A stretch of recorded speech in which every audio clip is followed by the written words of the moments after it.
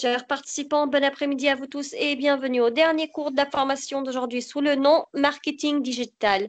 Dans ce cours, nous apprendrons les fonctionnalités du site web, le responsive design, la gestion d'un projet web, travailler seul ou avec un prestataire, concevoir mobile first versus desktop first, quelle est la différence entre eux?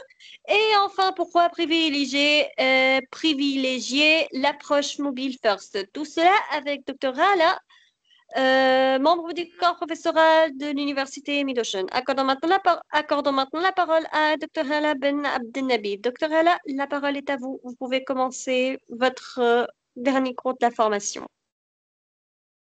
Merci beaucoup. Donc, aujourd'hui, on va terminer notre formation par quelques points qui sont reliés à la conception et la création d'un site web, qui est le socle de toute stratégie du marketing digital.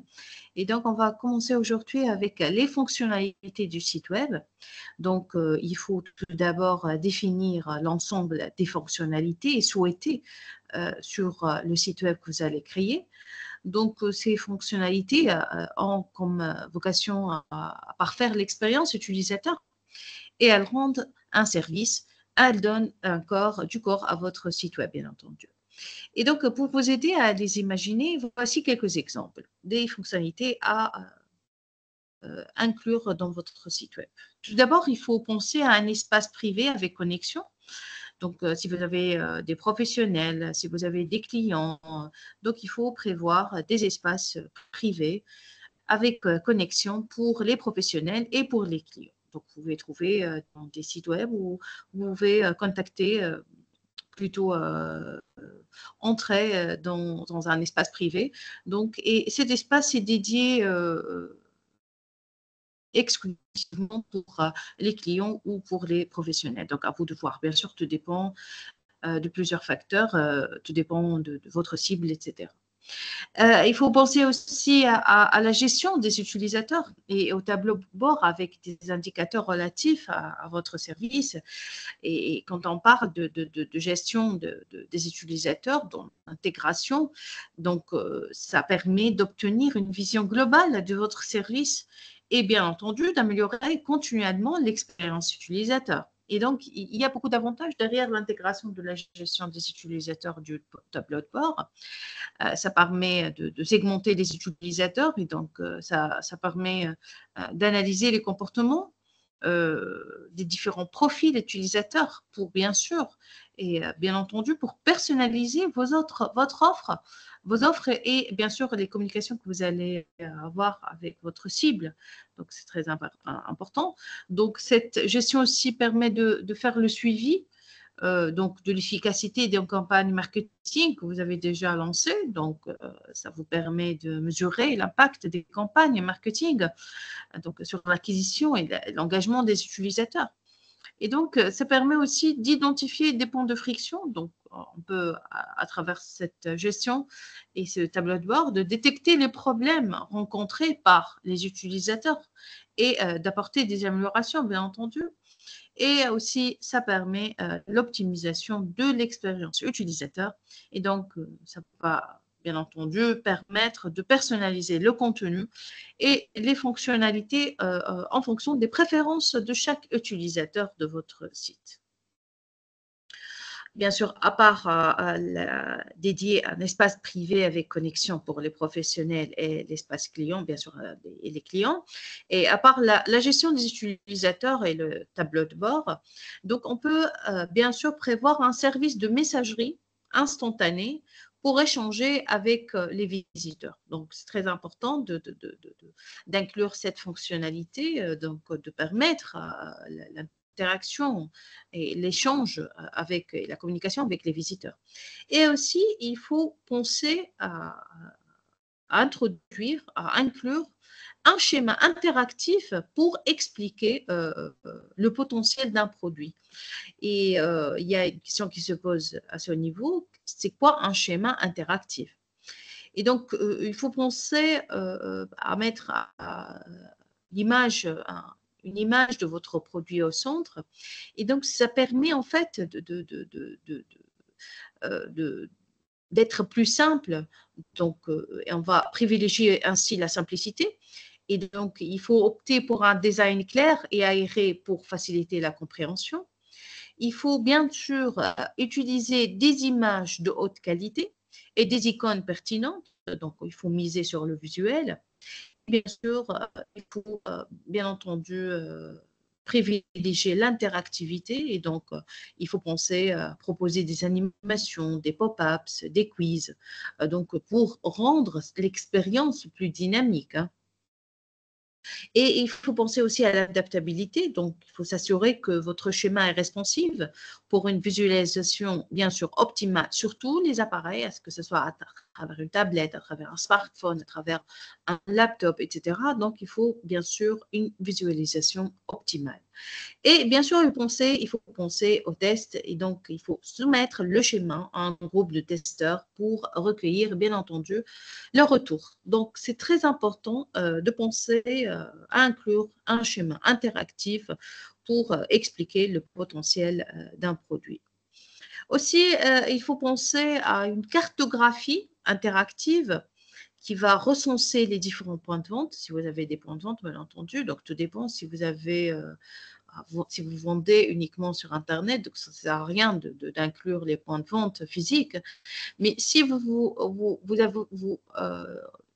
c'est-à-dire vous optez pour la vente en ligne et la vente à travers les points de vente physiques, donc il est intéressant, il est important d'inclure une cartographie interactive qui va vraiment recenser tous les différents points de vente.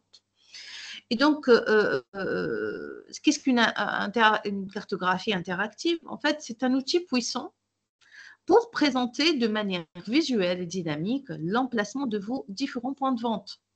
Et donc, ça permet à vos clients de localiser facilement un magasin à proximité et d'obtenir des informations supplémentaires telles que les horaires d'ouverture, les coordonnées ou bien entendu carrément les services proposés. Je vais vous montrer deux sites web qui ont utilisé, qui utilise une cartographie interactive, savoir la boutique de Hermès, Hermès France, hermès.com, et un autre site web en Tunisie qui vend tout ce qui est ce qui est en relation avec l'animalerie. Donc, on va voir les deux approches, d'accord, utilisées par les deux sites web. Si je commence par MyPets, d'accord, mypets.tn.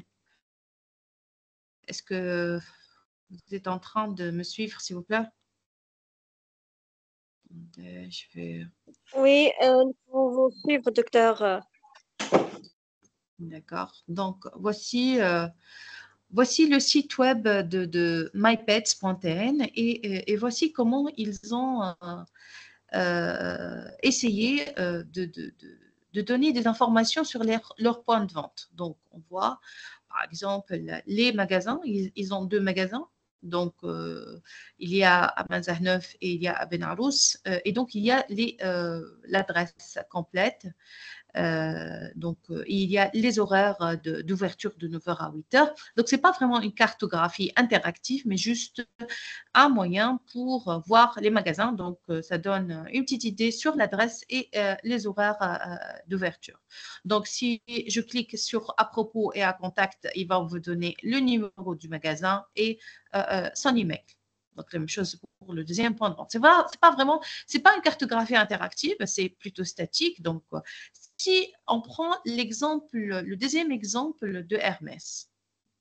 Attendez, je vais vous montrer la boutique d'Hermès. On va voir ensemble comment ils ont utilisé la cartographie.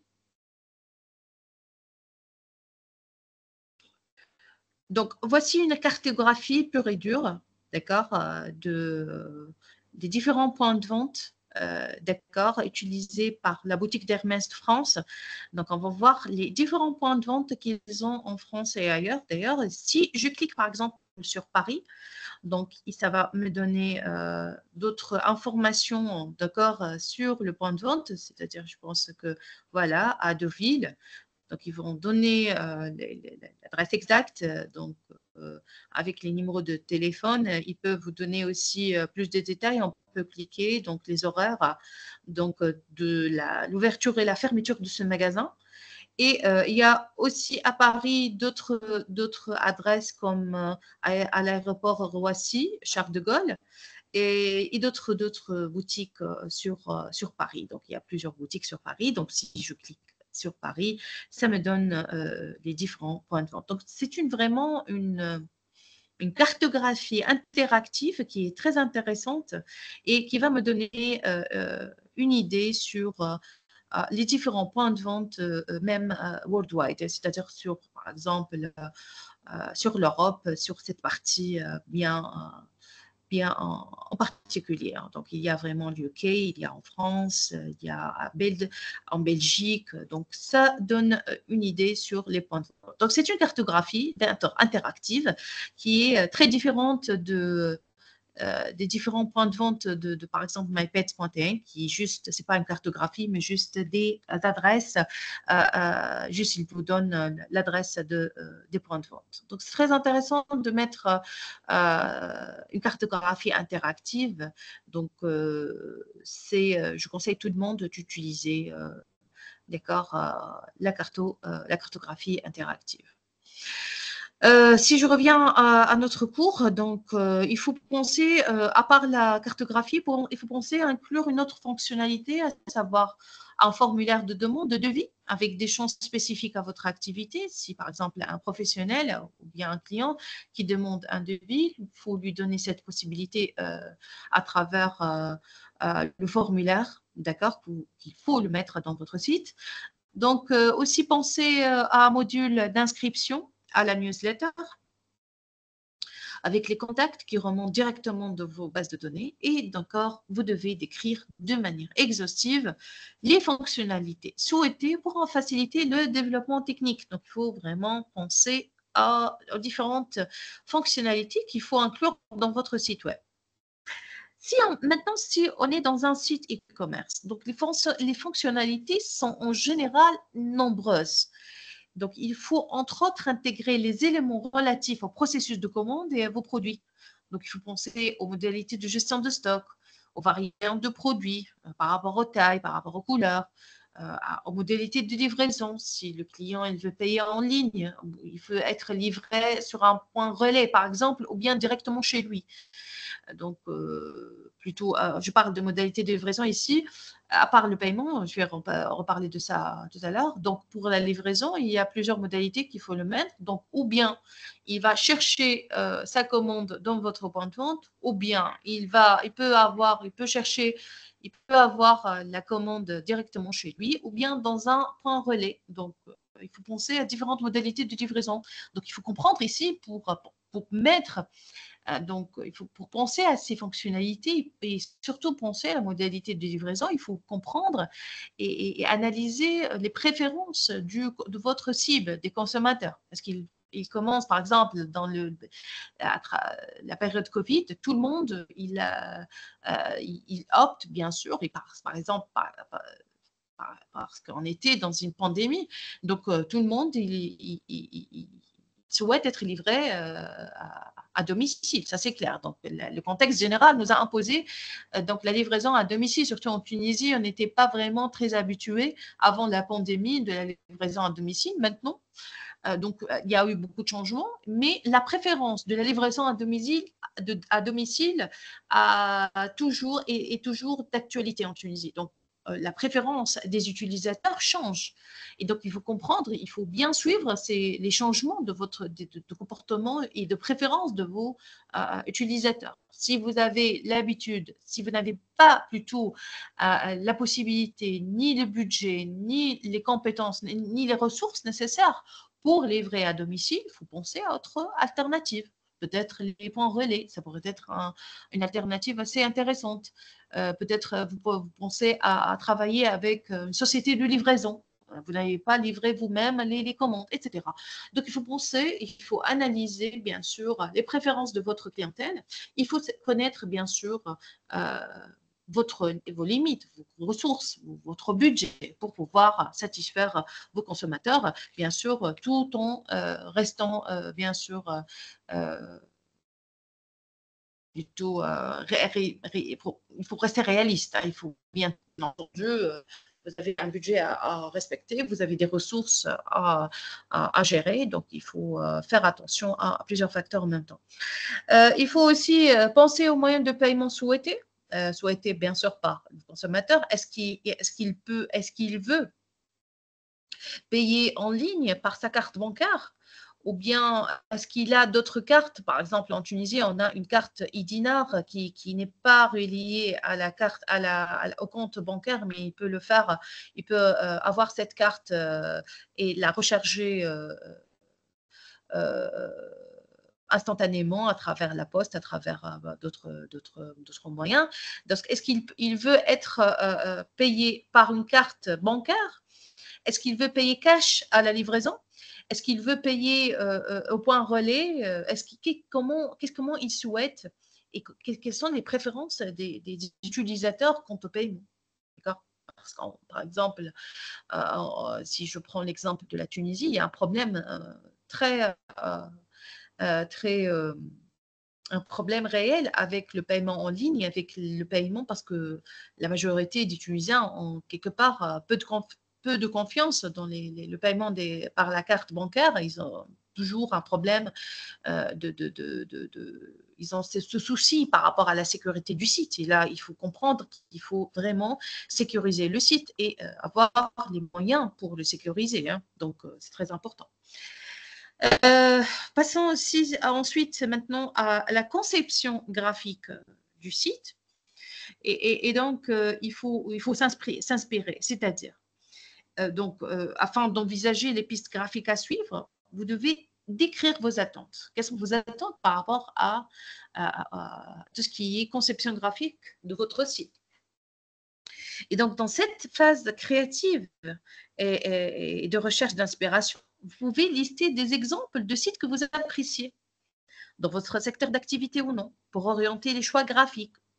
Par exemple, si demain, je vais lancer un site web d'animalerie, il faut recenser déjà tous les sites qui sont présents dans le marché tunisien et comprendre, d'accord, quels sont les exemples qui m'intéressent le plus ou par exemple, je peux m'identifier. Donc, il faut vraiment s'inspirer ou essayer de s'inspirer à travers, bien sûr, dans votre secteur d'activité, dans le secteur d'activité dans lequel vous allez opérer. Donc, il faut prendre des exemples, il faut lister ces exemples-là et après, vous pouvez orienter vos choix graphiques. Donc, vous pouvez constituer ce qu'on appelle un mood board ou en français, planche de tendance, qui est composée d'inspiration graphique, d'images, de textes provenant de sites web, aussi d'univers multiples, tels que ceux de la mode, de la décoration, du sport, de l'alimentaire. Bien sûr, tout dépend de votre secteur d'activité. Et donc, le mood board ressemble à un patchwork et sert à nourrir le processus créatif et à orienter les choix. Et donc, comment on va créer ce mood board? Donc, il faut tout d'abord et toujours définir les objectifs. Donc, il faut se poser des questions. Quel message voulez-vous transmettre? Quels sentiments voulez-vous évoquer? Et bien sûr, il faut ensuite collecter des éléments visuels. Il faut rechercher des images, des palettes de couleurs, des typographies, des textures qui correspondent à l'ambiance que vous souhaitez créer. Et donc, vous pouvez utiliser des banques d'images. Bien sûr, il y a des banques d'images gratuites sur Internet. Vous pouvez utiliser des réseaux sociaux comme, bien sûr, Pinterest ou Instagram. Ou, bien entendu, si vous avez les moyens, créer vos propres visuels. Et donc, il faut, bien entendu, après, penser à organiser ces éléments-là. Et donc, disposer vos éléments de manière à créer une composition. Et là, il faut qu'elle soit harmonieuse et équilibrée. Et donc, il y a plusieurs logiciels qu'on pourrait l'utiliser, comme par exemple Canva ou Miro, qui sont, à nous, sont des outils en ligne. Et c'est très intéressant, c'est facile à utiliser. Bien sûr, ça pourrait vous aider à créer votre mood board.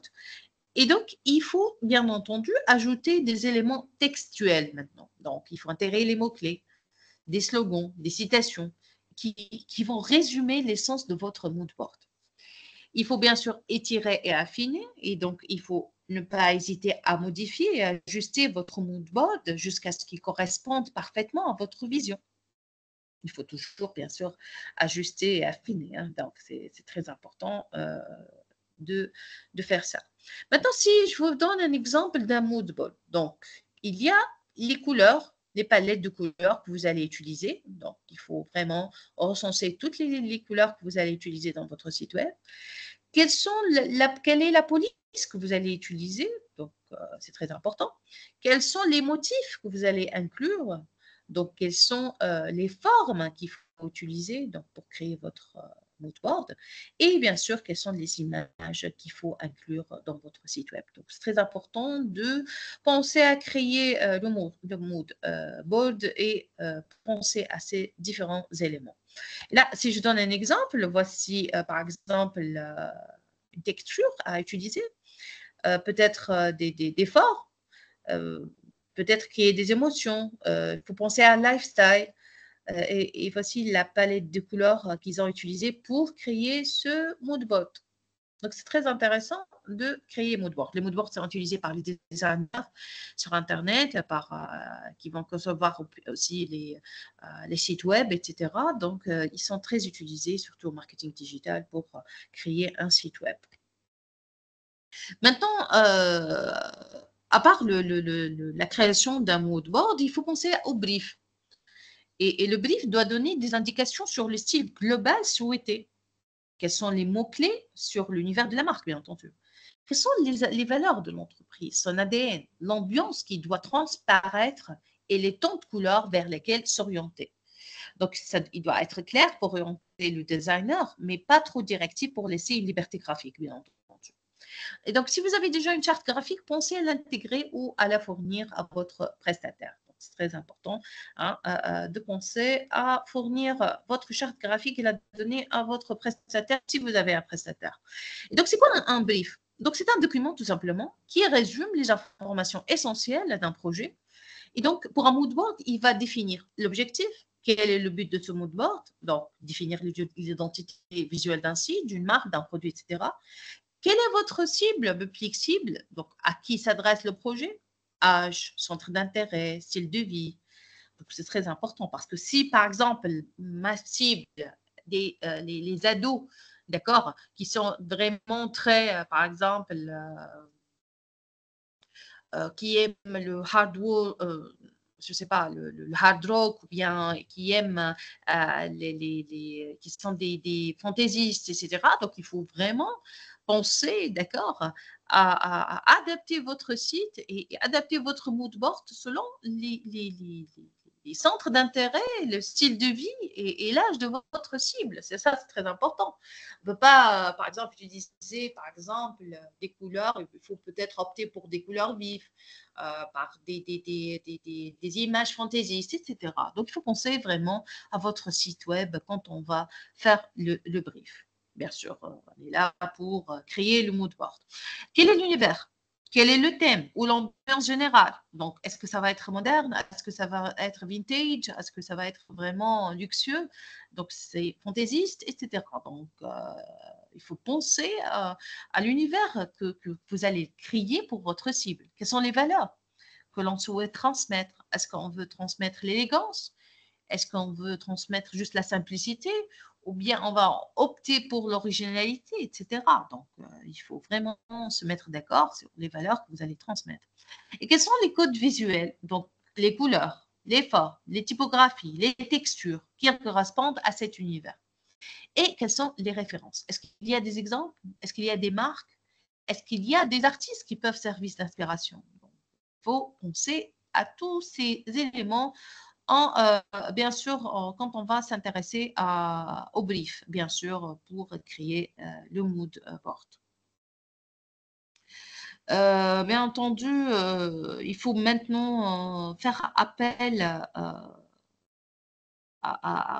et penser au ce qu'on appelle le responsive design, responsive design. Donc, ça veut dire quoi, responsive design? Donc, un site dit responsive, c'est un site qui, dans sa conception, prévoit d'adapter sa forme et donc son contenu à tous les types d'écrans, quelle que soit leur taille ou résolution. Et donc, le responsive design rend votre site fluide devant les changements de taille d'écran et assure une bonne expérience utilisateur. Avant de parler de responsive design, à la fin de cette séance, je vais vous montrer quelques exemples pour parler du mood board, parce que j'ai oublié de vous le dire. Je vais vous montrer quelques exemples de sites d'animalerie. Vous allez me dire votre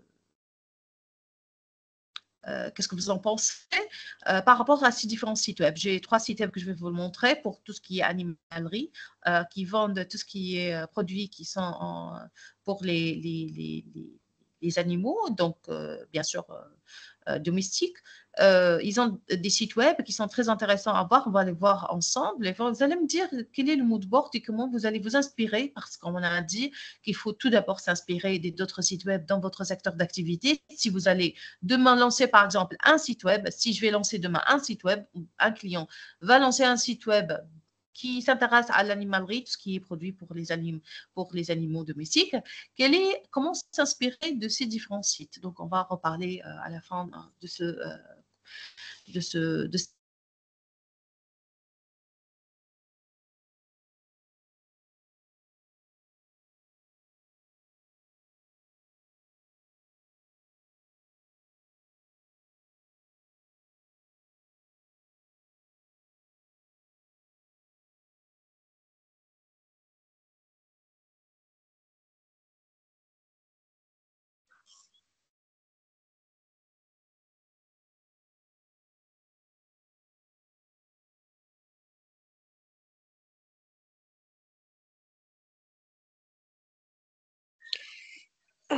Docteur Hala sera bientôt disponible. Veuillez patienter, s'il vous plaît. Vous pouvez bien sûr jeter un coup d'œil et suivre les dernières actualités concernant les séminaires, formations, ateliers, concours et l'inscription au programme d'études de l'université via le compte officiel de l'université sur Facebook, le groupe WhatsApp des activités étudiants ou encore le site web. Quelques minutes et Dr. Hala sera bientôt disponible.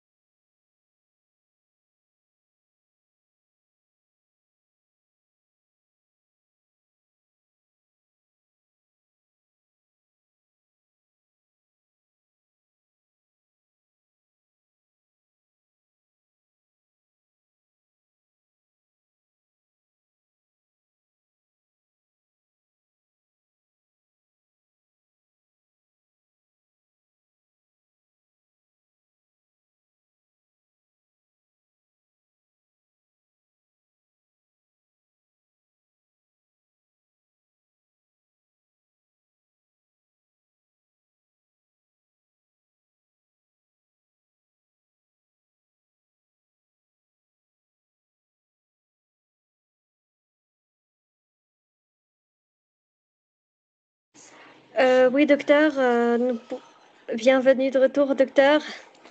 Oui, désolée pour le problème de connexion. Donc, est-ce que vous Pas de souci, avez, pas de souci. est-ce que vous avez, est-ce que vous avez entendu, est-ce que vous avez vu le responsive design? Ou je dois reprendre dès le début. Donc, c'est-à-dire, est-ce qu'on a vu, Si vous pouvez le répéter à nouveau, s'il vous plaît. est-ce que le brief, est-ce que vous avez entendu le brief, le slide du brief?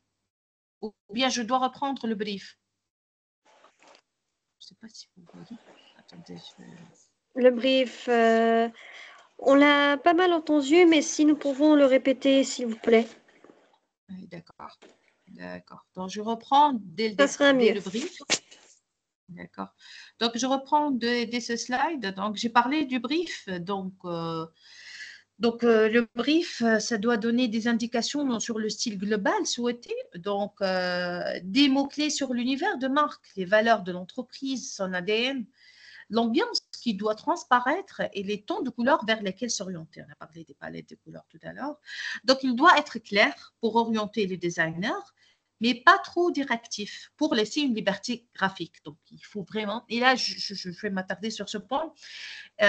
Si vous avez un designer dans votre équipe ou si vous allez faire appel à un prestataire de services extérieur, il faut lui donner des directives, bien sûr, vos préférences, etc. Mais il faut lui laisser un peu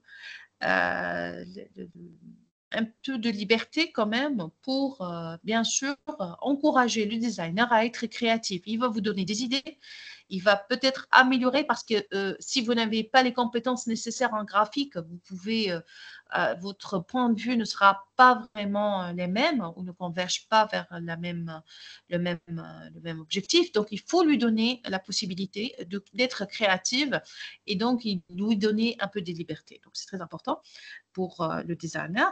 Donc, si vous avez déjà une charte graphique, bien sûr, pensez à l'intégrer ou à la fournir à votre prestataire, c'est très important. Et donc, c'est quoi un brief? En fait, c'est un document qui résume les informations essentielles d'un projet. Pour un mood board, il va définir quoi? Il va définir l'objectif. Donc, c'est quoi le but de ce mood board? Donc, il faut définir l'identité visuelle d'un site, d'une marque, d'un produit, etc. Il faut penser à quel est votre public cible, quels sont vos clients, donc à qui s'adresse ce projet-là, à qui s'adresse ce produit, ou bien ceci. Donc, il faut penser à l'âge, au centre d'intérêt, au style de vie. J'ai pris tout à l'heure l'exemple d'ados, des adolescents. Si votre cible, la public cible, ce sont les adolescents qui adorent tout ce qui est la musique hard rock, ou bien, je ne sais pas, du pop, ou bien K-pop, etc. Il faut vraiment comprendre leur style de vie, comprendre leur centre d'intérêt. Donc, pour mieux les servir et être plus près de leur centre d'intérêt, c'est très important. Donc, il faut vraiment adapter l'univers, le thème ou l'ambiance générale. Est-ce que ça va être moderne? Est-ce que ça va être vintage? Est-ce que ça va être luxueux? Est-ce que ça va être hippie? Est-ce que ça va être, je ne sais pas, fantasy? Donc, il faut penser à l'univers. Il faut penser aussi aux valeurs. Et donc, quelles sont les valeurs que l'on souhaite transmettre? Est-ce que vous voulez transmettre de l'élégance? Est-ce que votre site web doit vraiment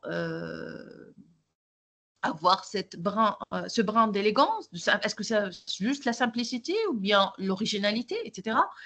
Et quels sont les codes visuels? Quelles sont les couleurs? Quelles sont les formes? Quelles sont les typographies, les textures qui vont correspondre à cet univers-là? Et donc, il faut aussi aux références, est-ce qu'il y a des exemples? Est-ce qu'il y a des marques, des artistes qui peuvent servir d'inspiration? Tout ça dans le brief qui va bien sûr vous aider à créer votre mood board. Passons maintenant, j'ai dit, peut-être, je ne sais pas si vous avez entendu ça, mais j'ai dit que à la fin de cette formation, de cette séance, je vais vous montrer exemple d'animalerie, de site web d'animalerie. Je vous ai montré mypets.tn, je vais vous montrer Zanilove. Il y a un autre site aussi que je vais vous montrer. On va comprendre ensemble, d'accord, si, bien sûr, dans l'étape et dans le point que j'ai déjà évoqué, s'inspirer. Il faut s'inspirer des autres sites web. Si demain, je vais me lancer dans la vente des produits pour les animaux domestiques, d'accord? Et je dois impérativement m'inspirer des autres sites dans le même secteur d'activité et je vais comprendre quelles sont les couleurs, quelles sont bien sûr, je parle du mood mood board, quelles sont les couleurs utilisées, quels sont les graphiques, il faut s'inspirer, hein, il faut vraiment voir d'autres exemples pour comprendre encore mieux, d'accord, les autres exemples dans votre secteur d'activité, bien entendu. On passe maintenant à ce qu'on appelle le responsive design. Et donc, un site est dit responsive responsive, c'est un site qui, dans sa conception, prévoit d'adapter sa forme et donc son contenu à tous les types d'écrans, quelle que soit leur taille ou résolution. Donc, le responsive design rend votre site fluide devant les changements de taille d'écran et assure une bonne expérience utilisateur. Et comment on sait si notre site est responsive ou non? Et donc, pour un premier aperçu, vous pouvez vous amuser à réduire manuellement la largeur de la fenêtre de votre navigateur. Donc, vous comprendrez le mécanisme du responsive design. Attention, ce rendu n'est pas forcément tout à fait fidèle. Donc, pour un rendu plus juste, utilisez des outils en ligne tels que celui de Google. C'est ce qu'on appelle material design. Je vais vous montrer tout à l'heure depuis le matériel design. Le matériel 3, maintenant, on est déjà à la version 3. C'est un système de design puissant et flexible qui peut vous aider à créer des interfaces utilisateurs modernes et intuitives. Donc, si vous cherchez à améliorer l'apparence et l'expérience utilisateur de vos applications, de vos sites web, Matériel 3 est un excellent choix. Passons maintenant à voir ensemble le matériel design. Je vais vous montrer de quoi je parle. Voilà. Donc, voici le matériel design. Donc, c'est la dernière version de Google Open Source Design System. Et d'accord, il permet de faire le design et de créer, d'accord, vraiment d'une manière intuitive et intéressante, d'accord, et faire le design, bien sûr, de votre site. Donc, il y a plusieurs fonctionnalités donc, dans ce système. On peut vraiment, pour le design, si je parle de design, on peut chercher des styles, on peut avoir même un design kit, on peut même on peut avoir des tutorials pour Android, pour le web, etc. Donc, c'est très intéressant et vous pouvez l'utiliser d'accord pour voir aussi sur votre site et ce qu'on appelle le responsive design. Donc, vous avez dans ce cours le lien de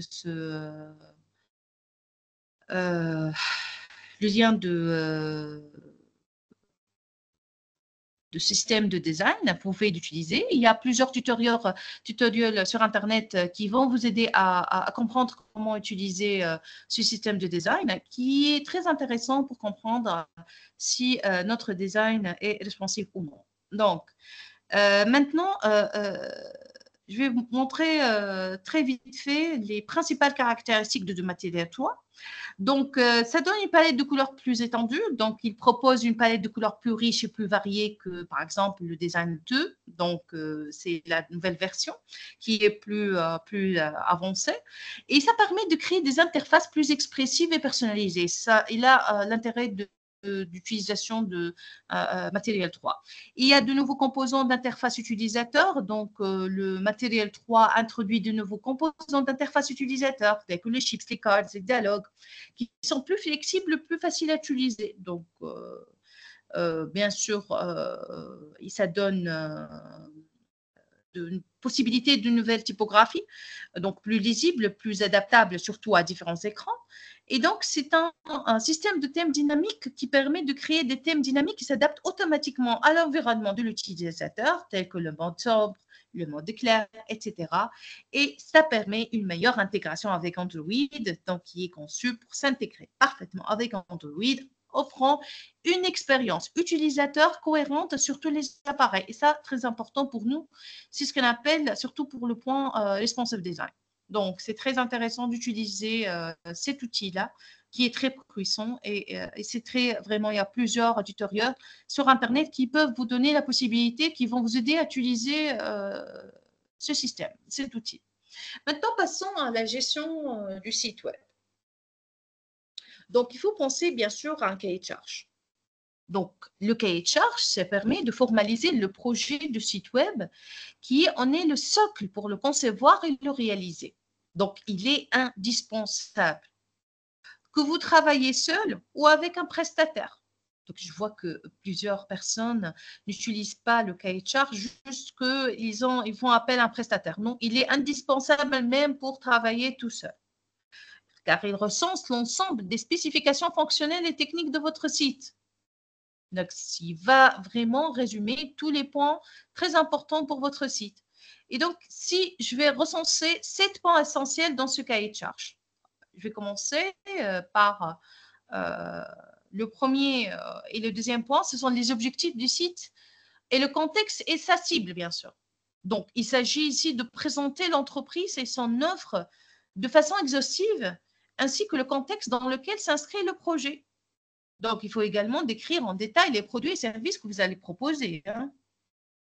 Le deuxième point qu'il faut le mettre dans le cahier de charge, ce sont les fonctionnalités. Donc, il faut être exhaustif et préciser dans la description des fonctionnalités souhaitées.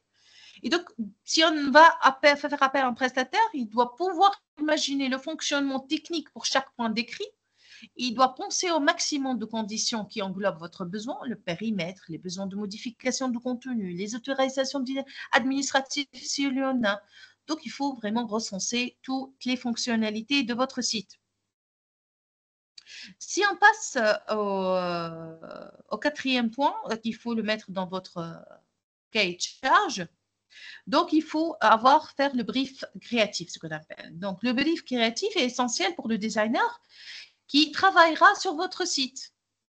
Donc, exemple, le site Moodboard, il doit être assez explicite pour lui faire comprendre les orientations graphiques à prendre, sans être trop directif quand on a dit déjà ça, pour laisser place à sa créativité. Et donc, vraiment, tout ce qui est créatif et design, il faut penser au brief qui va vraiment donner une idée claire et précise sur votre mood board. Donc, c'est très important d'être vraiment, de ne pas être trop directif sur ce point. Bien sûr, avec le brief créatif, il y a le brief technique. Et donc, le contenu du brief technique doit reprendre peu ou tous les éléments énumérés dans la section B de ce chapitre. Donc, ce qu'on a dit déjà, la partie, tout ce qui est conception graphique, etc. Et vous devez spécifier si vous souhaitez un outil CMS ou non. Donc, ça dépend de vous et de vos objectifs. Il faut se soucier également de l'hébergement, que ce soit au niveau de la puissance requise ou de l'accès à sa gestion que l'agence vous donnera. Si vous avez l'accès ou non, bien entendu. Et il faut bien sûr exiger des éléments de sécurité. Donc, protection du serveur, sauvegarde régulière de votre site web. Et bien sûr, il faut exprimer quel degré de travail sur le référencement naturel vous souhaitez que le prestataire effectue en précisant entre autres le rayonnement souhaité, local, national, bien international. Bien sûr, tout dépend de vos objectifs. Si vous ne voulez pas faire le référencement naturel par le prestataire, il ne faut pas inclure cette partie-là. D'accord? Si, bien sûr, je parle quand vous allez travailler avec un prestataire. Si vous allez faire vous-même le référencement naturel, donc ça ne sert à rien de préciser ça pour le prestataire. Je dis bien pour le prestataire, hein, ce n'est pas pour vous.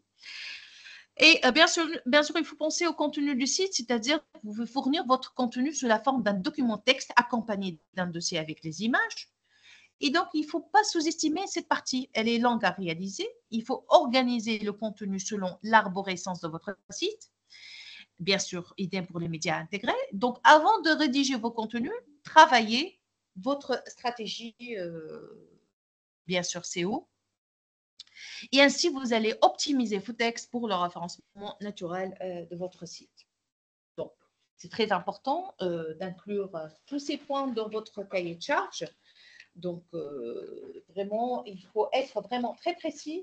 Il faut, bien entendu, penser à ces différents points. Donc, il reste le dernier point pour le cahier de charge, le 7e point. Et donc, il faut les modalités de gestion de projet. Donc, la gestion de projet est un point clé de réussite d'un projet web. Donc, pour le bon déroulement du projet, vous pouvez préciser, par exemple, les modalités d'échange, à quel rythme, par quels moyens, comment vous allez faire les échanges, la propriété du code, bien sûr, et les interlocuteurs en charge du projet. Qui va être les interlocuteurs, d'accord, qui sont en charge du projet? Vous avez un chef projet, vous avez, si vous travaillez vous-même, ça va être vous, mais si vous avez une équipe, il faut vraiment penser quels sont les interlocuteurs qui vont être en charge du projet avec le prestataire, qui vont négocier avec le prestataire, qui vont parler avec le prestataire, qui vont être les pourparlers de votre projet. Si vous avez un chef de projet ou bien un chef d'équipe, etc. Il faut penser à ces différents interlocuteurs. Il faut penser au délai de réalisation souhaité et le planning. Donc, il faut être raisonnable en termes de délai. Et donc, pour vous comme pour le prestataire, certains processus prennent du temps. Il faut comprendre qu'il faut consacrer du temps pour la conception, pour le design, pour le développement technique versus, bien sûr, validation en interne pour les rédactions des contenus. Donc, il y a vraiment des processus qui vont prendre plus de temps que d'autres. Donc, il faut être vraiment réaliste en termes de délai. Et donc, il y a les modalités de recettage, c'est-à-dire l'étape de correction des bugs. Parce qu'en fait, dans n'importe quel projet, et un projet de création d'un site web, bien entendu, c'est normal d'y avoir des bugs. Et donc, il faut prévoir des échanges associés.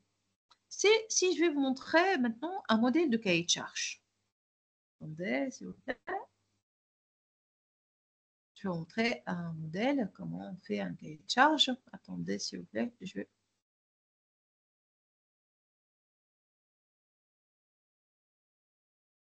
Voici un modèle de cahier de charge, on va le voir ensemble, d'accord?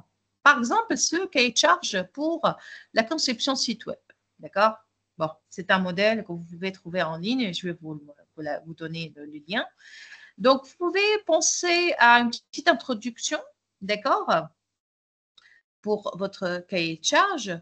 Donc, il faut penser au contexte, donc il faut penser à la présentation de ton entreprise, quels sont les objectifs de votre site, à quelle cible vous allez adresser, les objectifs quantitatifs, le périmètre du projet, c'est-à-dire, est-ce que, par exemple, dans ce cahier de charge, est-ce que, par exemple, le site, est-ce qu'il est multilingue ou bien quelles langues sont concernées? Pour chaque langue, le site doit-il subir des adaptations entre la traduction du contenu? Parce qu'en fait, j'ai vu ça dans plusieurs projets. Donc, parfois, au début, celui qui va créer le site, d'accord, il demande au prestataire de service de faire le site, par exemple, en langue maternelle. Par exemple, je dis l'arabe. Et après, il croit qu'il est intéressant, d'accord, d'ajouter la langue française. Non, ça ne dépend pas de vos préférences à vous. Il y a un cahier de charge qui va vraiment fixer le périmètre du projet. Si dès le départ, vous avez exprimé et vous avez précisé que vous voulez le site web en langue arabe, après, il ne faut pas, sur un coup de tête, rajouter ça. Donc, il faut vraiment être dès le départ très clair. Et c'est ça l'intérêt d'un cahier de charge. Après, il ne va pas me dire non, je vous ai dit de faire, par exemple, le site web en français, vous n'êtes pas d'accord. Non, non. Il y a un cahier de charge qui a déjà fixé, d'accord, la langue qui va être utilisée dans le site web. Vous avez précisé l'arabe, vous avez rajouté le français dans le cahier de charge. Le prestataire de service, il doit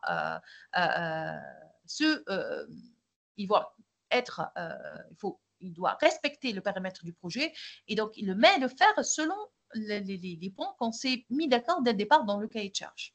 Donc, c'est très important de fixer le périmètre du projet dès le départ. Déjà, il y a un autre point, par exemple, à titre d'exemple, est-ce que vous souhaitez le site qui doit être adapté ou non au support mobile? Dès le départ, il faut être très clair. Dans le cahier de charge, il faut mentionner ça.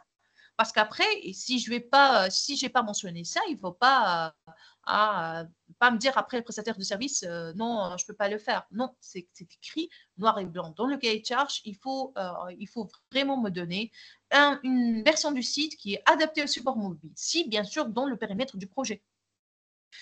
Donc, il y a plusieurs points dans ce cahier de charge. Donc, il faut, par exemple, montrer, par exemple, dire la taille, la structure, etc. Donc, les objectifs, donc les spécifications techniques. Et on a vu, j'ai dit tout à l'heure dans notre chapitre, l'arborescence du site, par exemple. Et donc, c'est intéressant aussi de présenter l'arborescence de votre site sous la forme d'un schéma. Et ça sera une bonne idée. Donc, quelles sont les grandes sections de votre site? Comment les organiser, les différentes rubriques?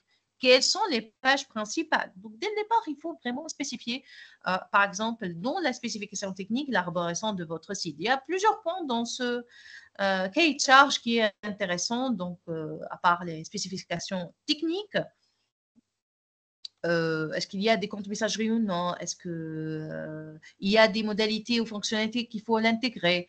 Est-ce qu'il y a, par exemple, de contenu et documents? Il y a des textes, des images, des audios, vidéos, d'accord? Des animations. Donc, il faut être vraiment très précis, d'accord? Sur plusieurs points, surtout tout ce qui est spécification technique. Pardon.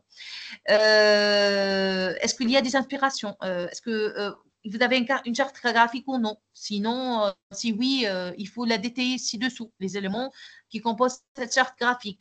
Ce sont les logos, les polices, les codes couleurs, etc. Donc, c'est très important. J'ai dit tout à l'heure, il faut vraiment, si vous avez une charte graphique, il faut la donner à votre designer. Il y a plusieurs points qu'il faut les mettre dans le cahier de charge. Bien sûr, les interlocuteurs, les noms et les fonctions des interlocuteurs du projet. Est-ce qu'il y a un chef de projet ou vous êtes le seul à être le seul responsable avec qui on va avoir bien sûr des échanges en tant que prestataire. Quels sont les calendriers prévisionnels, le planning, à quelles échéances prévoyez-vous la réalisation du site? J'ai dit qu'il faut être vraiment réaliste parce que le processus, ça peut prendre beaucoup de temps. Donc, il y a plusieurs points dans ce cahier de charge qu'il faut vraiment mentionner. Il faut être bien sûr très précis pour bien sûr mener ce projet à terme. Je reviens vers le cours maintenant. Attendez, s'il vous plaît.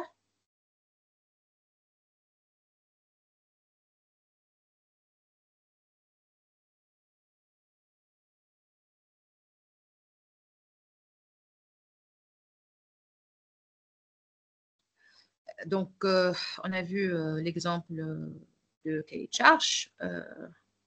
Donc, ici, il y a une question qui se pose. Est-ce qu'on peut travailler seul ou avec un prestataire? Et donc, le choix se fera par trois critères. Votre capacité à réaliser seul votre site web. Est-ce que vous avez les capacités techniques? Est-ce que vous avez les capacités, vous avez les ressources? Est-ce que vous avez les moyens? Surtout, est-ce que vous avez la capacité de réaliser seul votre site web ou vous avez besoin d'un prestataire? Est-ce que le budget que vous pouvez accorder à la création de votre site web, est-ce qu'il va vous permettre de faire appel à un prestataire ou non? Et la dimension que vous souhaitez donner à votre site web, selon si c'est une première création ou une refonte, bien sûr, une refonte, ce n'est pas comme une seule première création, ayant pour objectif de faire passer à un cap à votre entreprise. Et donc, lorsque vous travaillez avec prestataire, il ne faut pas oublier que votre cahier de charge évolue au fil de l'avancement du projet. Pour faciliter les relations de travail, optez pour des méthodes agiles. Donc, il y a bien sûr des méthodes agiles comme Scrum. Vous pouvez chercher ça sur Internet qui va vous aider à être vraiment très, très, très agile, comme on dit, souple, d'accord, pour la gestion et le management de votre projet, d'accord. Et donc, dans le cas d'une création d'activité, nous vous recommandons de faire votre premier site web vitrine seul, parce que c'est facile. Donc, vous allez apprendre à vous débrouiller avec l'outil. Donc, j'ai dit que la création d'un site web vitrine, c'est très simple. Vous avez beaucoup des outils en ligne comme on a parlé de ça dans les séances précédentes, qui vont vous donner la possibilité de créer facilement un site web vitrine. Ce n'est pas vraiment sorcier, vous pouvez trouver des tutoriels sur Internet qui vont vous donner la possibilité de créer un site web vitrine. Et après, il faut penser à se lancer rapidement. Donc, lancer rapidement une première version de votre site et vous serez ensuite beaucoup plus à l'aise à même conduire un projet avec un prestataire, en accord bien sûr avec votre stratégie d'entreprise. Et donc, vous pouvez envisager ce site comme une première version, bien sûr, je parle du site web vitrine, qui sera suivie d'une autre plus ambitieuse avec un prestataire. Donc, dès le départ, il faut quelque part se lancer. Hein. Il ne faut pas dire, bon, je n'ai pas la capacité, je ne connais pas. Il faut apprendre, il faut s'investir. Il faut investir en soi. Il faut utiliser vous avez Internet maintenant, vous avez des milliers de documents, des tutoriels et des vidéos explicatives qui vont vous aider à comprendre. Donc, un site web vitrine, ce n'est pas vraiment très sorcier, vous pouvez le faire facilement. Et donc, ça va vous donner une petite idée. Si vous allez opter pour un projet plus ambitieux, là, vous pouvez basculer vers une autre version et vous pouvez faire appel à un prestataire. Donc, c'est très important de se lancer dès le départ vous-même dans l'aventure. Donc, que vous travaillez seul ou avec un prestataire, menez votre projet de site web avec des délais serrés. Donc, il est important pour une entreprise d'être visible en ligne le plus rapidement possible. Et donc, un site web comportera toujours quelques imperfections, hein. Il y a toujours des imperfections qui vont surgir. Donc, car vous voudrez toujours apporter des améliorations sur le contenu. Au lieu de ça, lancez-le vite et faites-le vivre. Bon, ce n'est pas grave de lancer un site web avec des imperfections. Vous allez apprendre, bien sûr, à modifier. Vous allez apprendre à améliorer le contenu, ça c'est clair. Et donc, il faut se lancer et il faut faire suivre. D'accord? Donc, lancez-vous. Si vous voulez créer, vous voulez être visible sur Internet, essayez de vous lancer, lancer dans cette aventure-là. Et donc, il faut être organisé. Même si vous travaillez seul ou avec un prestataire, soyez organisé, préparez en amont de la création du site les contenus et les médias, c'est-à-dire les images, quelles sont les vidéos, quelles sont les infographies que vous allez inclure. Il faut, quand vous allez travailler avec un prestataire, ne signifie pas que vous vous déchargez de la réalisation du site. Non, il y a vraiment cette idée erronée qui fait croire que l'appel à un prestataire va vous décharger du site. Non, de la réalisation du site. Non, vous devrez accompagner votre prestataire pour valider avec lui ses propositions et lui fournir les contenus dont il a besoin pour les intégrer à votre site web. Parce qu'en fait, il ne va pas vraiment prendre la décision à votre place. Il ne va pas chercher lui-même les images que vous voulez inclure ou les vidéos que vous allez les mettre dans votre site ou bien les infographies. Le prestataire doit être accompagné par vous-même et par vos idées. Bien sûr, vous devez l'accompagner, vous devez lui donner d'accord, des idées, des directives pour qu'il puisse faire son travail correctement. On passe maintenant à la conception mobile, ce qu'on appelle concevoir mobile first. Donc, dans le monde, le trafic mobile a dépassé le trafic sur ordinateur. Ça, c'est une réalité maintenant. Et donc, par le trafic mobile, on entend tout trafic ne provenant pas des visiteurs sur ordinateur du bureau, c'est-à-dire issu des tablettes ou smartphones. Et la conception dite mobile first consiste à concevoir des interfaces en pensant avant tout à une navigation de l'utilisateur sur mobile. Et donc, vous pouvez choisir de créer une interface d'abord en mode desktop et qui s'adapte après au mobile. Et là, il y a une question qui se pose maintenant. Donc, est-ce qu'il faut concevoir mobile first ou bien desktop first? Et il faut comprendre que l'approche mobile first, est de plus en plus préconisée dans le développement web. Mais il est important de bien comprendre ces différences avec une conception desktop first, qui s'adapte ensuite au mobile. Et donc, mobile first ou desktop first, quelle est la différence? Si on prend le mobile first, priorité au mobile, l'interface est conçue en premier lieu pour les petits écrans, c'est-à-dire pour les smartphones et les tablettes. Il y a bien sûr cet avantage qui est se concentrer sur les éléments les plus importants, donc on va vraiment privilégier l'essentiel, et l'expérience utilisateur la plus fluide sur mobile. Bien sûr, l'interface est ensuite adaptée pour l'écran plus grand, les ordinateurs, en ajoutant des éléments ou en les réorganisant si nécessaire. Ça, si on va bien sûr opter pour le mobile first. Si on va opter pour le desktop first, l'interface est conçue pour les grands écrans, puis adaptée pour les petits écrans. Et donc, on peut inclure plus d'éléments et de fonctionnalités dès le départ. Donc, ça sera plus complexe. Mais le problème, c'est que l'adaptation au mobile, après, peut poser des problèmes d'affichage ou de navigation. Si, bien sûr, si on va adopter le desktop first, après, on va basculer vers le mobile. Et donc, pourquoi on va privilégier l'approche mobile first? Tout d'abord, l'usage croissant des mobiles, c'est bien clair. Donc, de plus en plus d'utilisateurs naviguent principalement sur le mobile.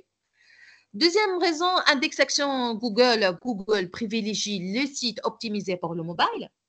Il y a le point expérience utilisateur, une interface conçue pour le mobile est généralement plus simple et plus intuitive. Et bien entendu, en partant du mobile, il est plus facile d'adapter l'interface à différents formats d'écran. Donc, c'est très intéressant d'opter pour le mobile first. Et donc, même si la conception desktop first peut sembler plus intuitive au premier abord, l'approche mobile first offre de nombreux avantages en termes d'expérience utilisateur, de référencement et d'adaptabilité. Donc, vraiment, l'approche mobile first, elle est plus préconisée par les experts dans le domaine du marketing digital quant à la création d'un site web. Notre cours est déjà terminé pour, bien sûr, aujourd'hui. Mais avant de terminer, je vais vous montrer quelques sites web, d'accord, pour parler du point s'inspirer quant à la création d'un site web. Et on va voir ensemble, bon, pour ne pas s'attarder, je vais vous donner 2 exemples de sites et on va en discuter après. Attendez, je vais vous montrer. Et vous allez me dire comment on va s'inspirer si demain, je vous dis, on va ouvrir un site, on va créer un site qui va vendre des produits produits et services pour les animaux domestiques.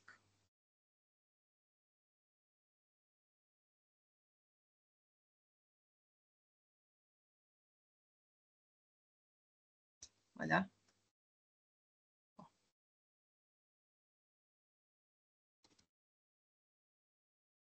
Voilà. Le premier site, mypets.tn, vous allez voir. Donc, si demain, je vais donc vendre des produits concernant l'animalerie, d'accord? Vous voyez le site, comment il est chargé déjà, d'accord? Quelles sont les couleurs utilisées, d'accord? Est-ce qu'ils ont privilégié la barre de contact à la fin, comme on a dit dans notre cours? Et voici les rubriques. Il y a les rubriques chat. Il y a, voilà, on a parlé de rubriques en forme de maison pour l'accueil. Donc, il y a rubrique chien, pardon, tout ce qui est vraiment les différents produits, alimentation, toilettage et hygiène, transport, jouets pour chiens. Pour les chats, donc, la même chose. Pour les oiseaux ici, si je clique sur les oiseaux, donc, ce que vous voyez pour les oiseaux, donc il n'y est pas vraiment très, très fourni comme juste les alimentations pour les oiseaux. Il n'y a pas d'autre chose. On est jusqu'à maintenant sur la catégorie. D'accord. Oui, On est jusqu'à maintenant sur la catégorie chien. chien, d'accord. Ah voilà, on est sur la catégorie oiseau maintenant. D'accord, ok. Donc, oiseau. Donc, attendez, s'il vous plaît, je vais revenir parce que j'ai perdu la...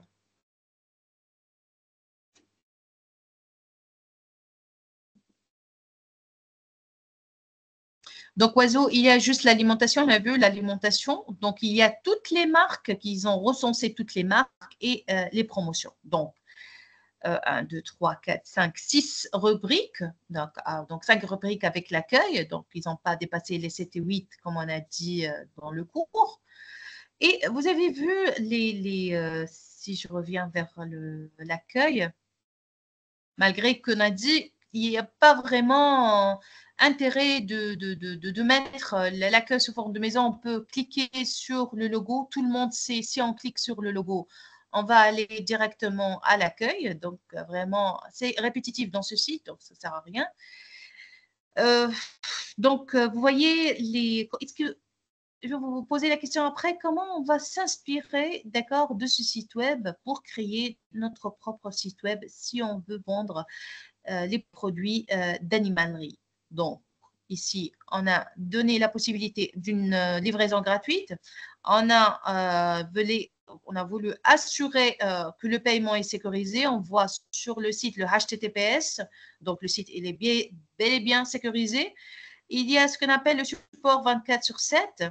Et à la fin, il y a le contact, comment enfin, contacter et bien sûr les informations, tout ce qui est pour concernant la société en question, comment suivre cette société à travers les différents réseaux sociaux, etc. Ça pour le MyPet. Je vais vous donner un autre site web, les animaux. Attendez, je vais...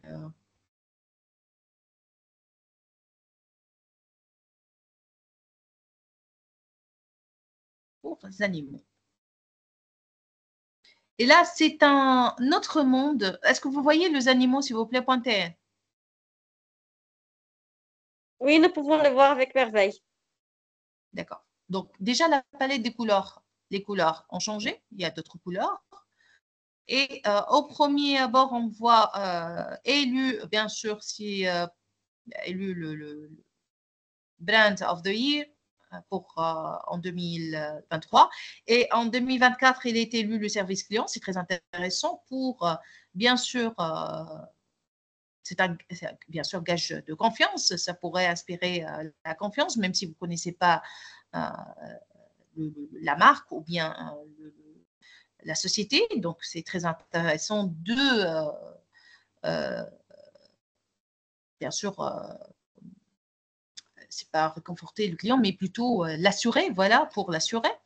Donc, ici, il y a beaucoup de différences par rapport à notre deuxième site. Donc, au premier site que je vous ai montré, il y a les rubriques déjà. Pour les rubriques, il y a toujours l'accueil. Bien sûr, ça, c'est pas très intéressant de mettre l'accueil.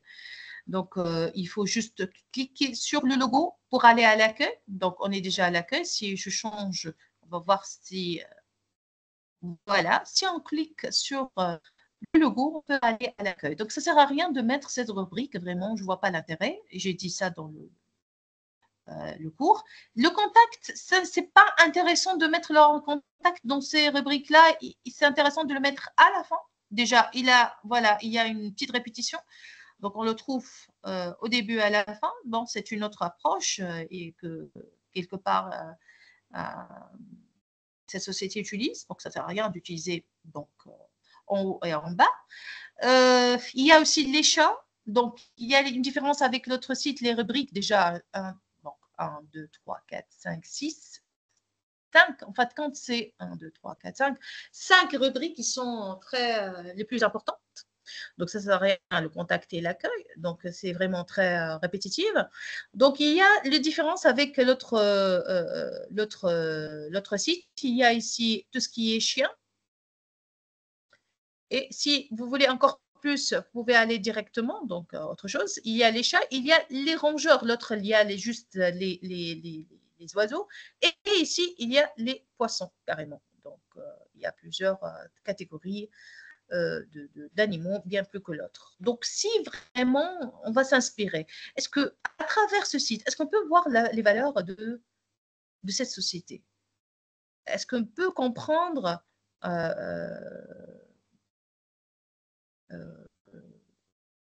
on peut vraiment s'inspirer de ces sites et l'autre site pour créer notre propre entreprise, notre propre site. Donc, c'est ça la question qui doit être posée.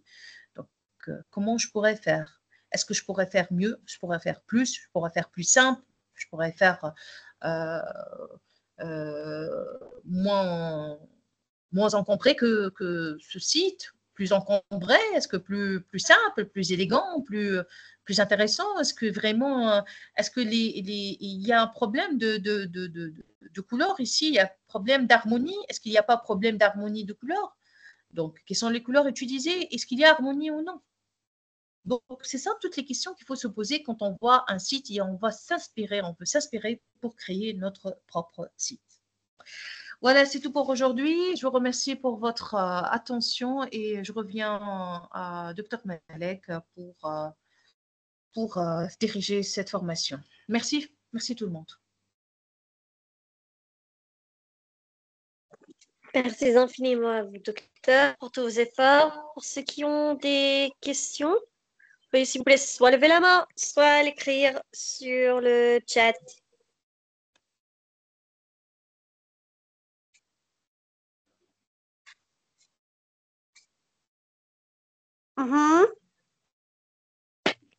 Pas de questions?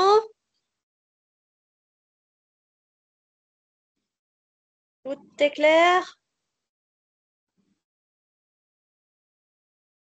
Donc, alors moi, j'ai une toute petite question, docteur. D'accord, allez-y. Donc, d'après ce que je viens de comprendre tout à l'heure, c'est que si nous avons par exemple, nous avons remporté des trophées ou bien la marque de meilleur sponsor ou bien n'importe quoi, on doit les publier dans les sites web.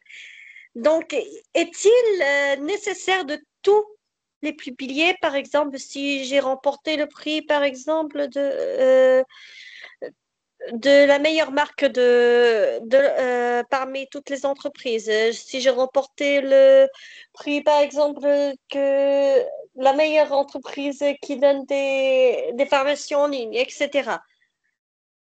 Est-il Oui. obligatoire de les ajouter tous?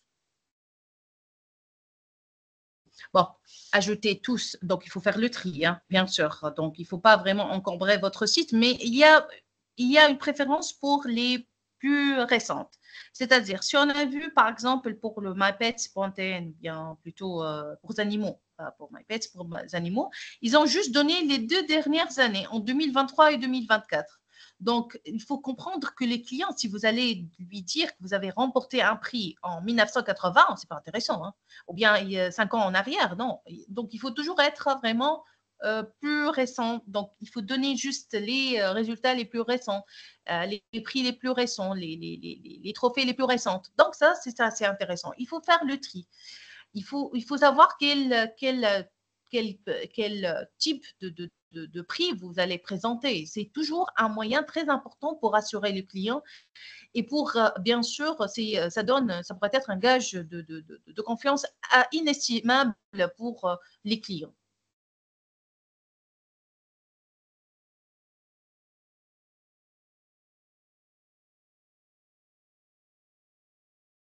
Super. Donc, pour ceux qui ont des questions, veuillez s'il vous plaît soit lever la main, soit l'écrire sur le chat.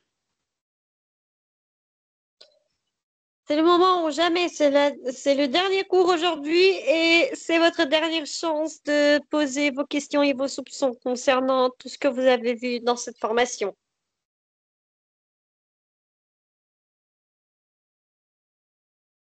Mhm. Donc, je pense que tout est clair et que tout est parfait chez tout le monde. À la fin de cette formation, docteur, voulez-vous ajouter quelque chose? Non, je vous remercie beaucoup, docteur Malek. Je remercie tous les participants d'être assidus et d'être parmi nous toutes ces séances-là. À très bientôt dans d'autres formations, j'espère. Et merci beaucoup encore une fois. Au revoir. Donc, avant de dire au revoir, docteur, on a Pascal. Pascal, la parole est à vous. Euh, Alors, oui. Bonjour à tous, bonjour docteur, bonjour Bonjour. chers camarades participants.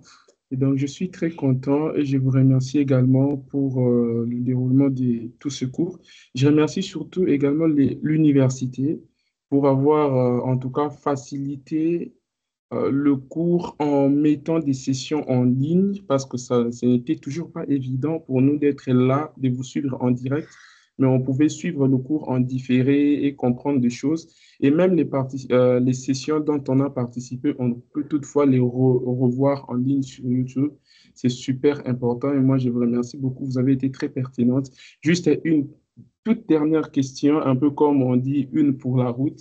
Nous avons bien compris, personnellement, hein, j'ai compris le marketing digital, gestion des plateformes digitales, même le site Internet, les applications, tout ce qui va avec, etc. Maintenant, je voudrais juste savoir, peut-être c'est une question, je ne sais pas, de sémantique ou en lien avec les concepts, je ne sais pas, mais je voudrais juste savoir la différence qu'il y a entre la communication digitale que ceux qui font la communication apprennent ou pratiquent et le marketing digital. Est-ce que c'est finalement le même domaine qui se croise quelque part ou c'est vraiment deux choses différentes? Si c'est deux choses différentes, alors quelles sont, je veux dire, la ligne de séparation, c'est pointe à quel niveau et à quel moment je sais que ici, je me limite parce qu'il s'agit de la communication, du marketing digital et que si j'ai franchi cette ligne, je commence plutôt la communication digitale.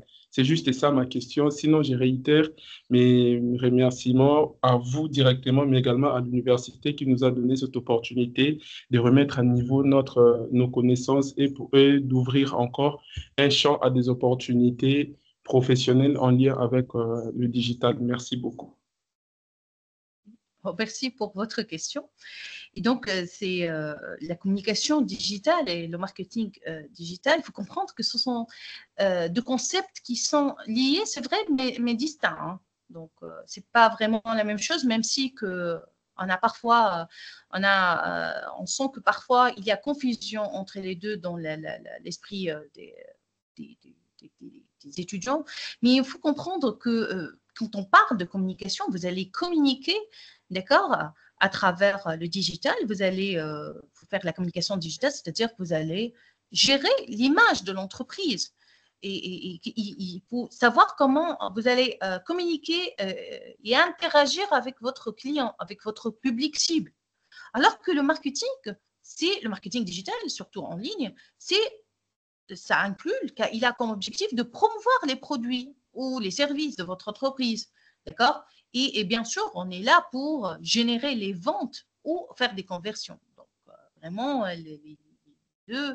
Donc, si je parle de communication digitale, ça se concentre surtout sur la promotion de l'image, etc., donc sur l'engagement et la gestion de l'image de l'entreprise, alors que le marketing digital, il va se concentrer sur la promotion des produits et des services et de stimuler les ventes.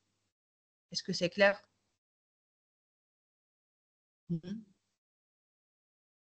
c'est Donc, clair. oui. Donc, il faut vraiment soigner son image. Pour pouvoir vendre, il faut soigner son image, n'est-ce pas?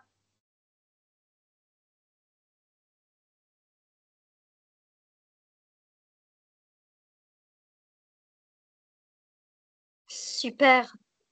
Donc, pour ceux qui ont des questions, veuillez, s'il vous plaît, soit lever la main, soit l'écrire sur le chat.